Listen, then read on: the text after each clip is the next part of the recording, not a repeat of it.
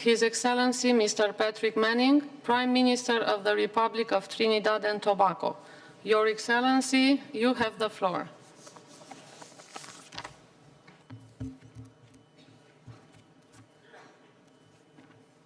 Thank you very much, Madam President. Your Excellencies, heads of state and heads of government, other heads of delegations, distinguished ladies and gentlemen, it is an honor and a pleasure for me to address this historic Copenhagen Climate Change Conference, where much is expected. The outcomes of this conference will have significant impact now and in the future on every citizen of the world. I extend my deep appreciation to the government and people of Denmark for the warm welcome accorded to me and my delegation, and for the excellent arrangements and hospitality which we have enjoyed since our arrival. Your Excellencies, ladies and gentlemen, as we enter the high-level segment of this most important meeting on climate change, the significance of this meeting weighs heavily on us as leaders to take control of the outcome to this meeting. The urgency for a decision is dictated in my mind by the plight of the most vulnerable nations. What we can do at this point requires an understanding of the circumstances in which major emitters from the developed and some emerging countries find themselves. Many are unable and some unwilling to make the deep commitments required both for mitigation and financing. For some, the need for an agreement now in Copenhagen that becomes operational immediately is an exercise in academic dialogue, while for others, the most vulnerable amongst us, it is a matter of survival, life and death. I believe that as leaders of nations, we must think in terms of possibilities and use our collective wisdom and experience to push for an agreement that takes us forward with hope. 2 weeks ago, in Port-of-Spain, Trinidad, at the Commonwealth Heads of Government meeting, the leaders of 51 nations united around a consensus on climate change when many thought and expressed the view that this would not happen. Well, my dear friends, it did. We produced over a 3-day meeting period the Port-of-Spain Climate Change Declaration, the Port-of-Spain Climate Change Consensus, the Commonwealth Climate Change Declaration. As chair of that meeting, I saw the way leaders of the Commonwealth took a broader view of their national interests to agree on a statement in support of this meeting here in Copenhagen. Then, as now, I believe that we have it in us to agree on what is required within the time allotted to us as heads. There are many proposals before us on mitigation measures and fast-track financing, among other critical elements for an agreement.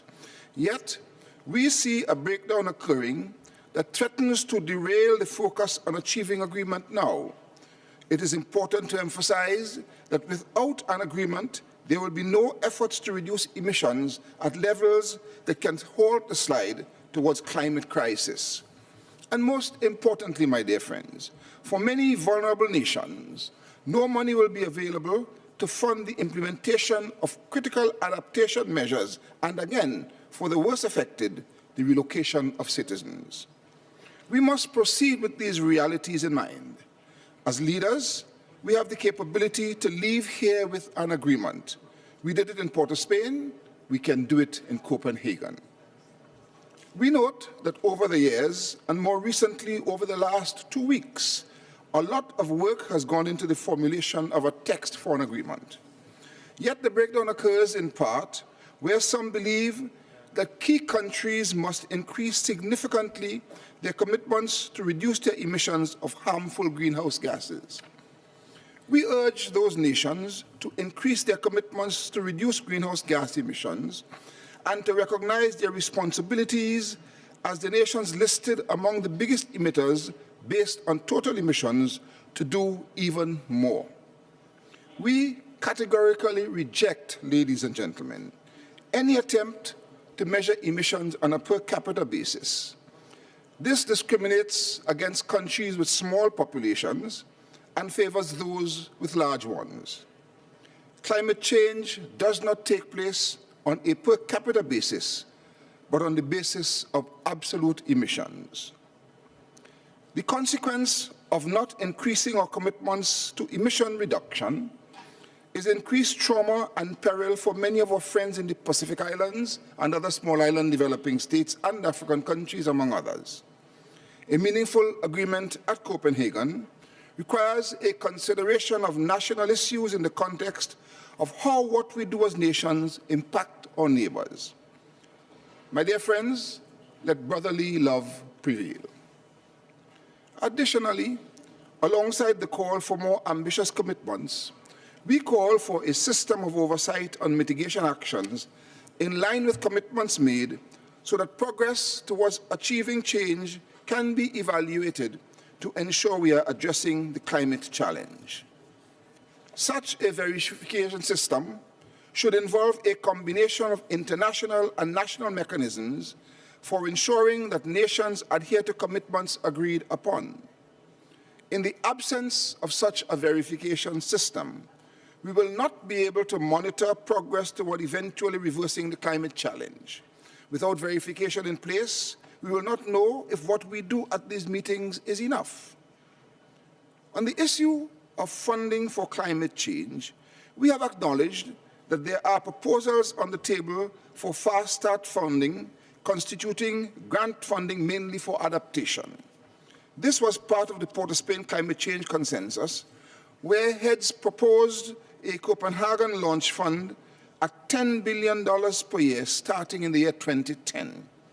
Fast start funding for adaptation should be focused on the most vulnerable countries and should be scaled up beyond 2012. We propose that a workable governance arrangement to allow quick access to such funds already exists in regional development banks. We support Ethiopia's call, therefore, for regional development banks to be the place to manage climate change funds. These institutions are already equipped to satisfy the governance arrangements required for transparency, accountability, and quick disbursement that are critical to implement what we agree here in Copenhagen. There is a need for deeper discussions on the way forward for long-term financing, and the framework for this should be agreed upon here before we leave. This is possible, and as leaders, we can achieve what is required. We did it in Port of Spain, we can do it in Copenhagen.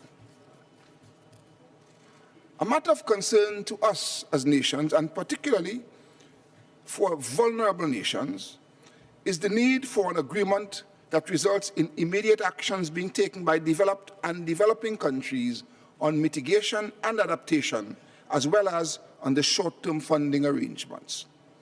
To do this, we as leaders must unravel the complex issues around the transition from Kyoto to Copenhagen.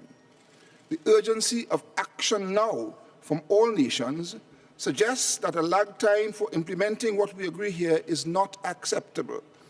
I believe that a solution lies in our hands as leaders. Let us commit to implement, without delay, nationally appropriate actions as developing countries and to agreed targets for developed countries so that there is real, meaningful, and immediate action toward reducing greenhouse gas emissions. A deeper study of this is, of course, required, but the goal is for all nations to take action now. Many are already doing so, but we need all nations involved to solve this global crisis.